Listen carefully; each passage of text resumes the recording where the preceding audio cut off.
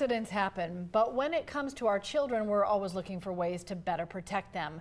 A new report outlines the things that commonly lead to brain injuries in our children. Jennifer Bellamy joins us. Jennifer, there's some very helpful information in this. Yes, Cheryl, the study from the Brain Injury Journal looks at non-fatal traumatic brain injuries among children 19 years old and younger.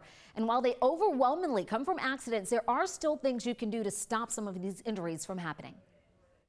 Accidents waiting to happen. A new study from the Brain Injury Journal is looking at how common consumer products can harm our children, causing non-fatal traumatic brain injuries. That's a disruption in the normal functions of the brain due to a bump, blow, or jolt to the head, or a penetrating head injury.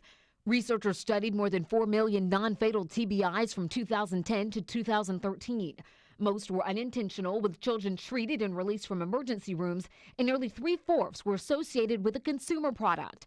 Home fixtures and furniture, mostly beds, were commonly associated with the injuries among infants and children up to age 4.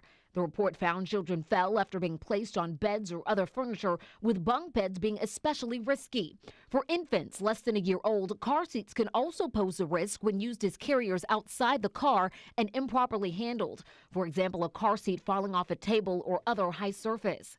As for older children, sports and recreation, especially bicycles and footballs, cause the most injuries among those 5 to 19 years old. Children 5 to 9 suffer TBIs often from bike crashes, while the injuries in children 10 to 19 came mostly from contact sports like football and basketball.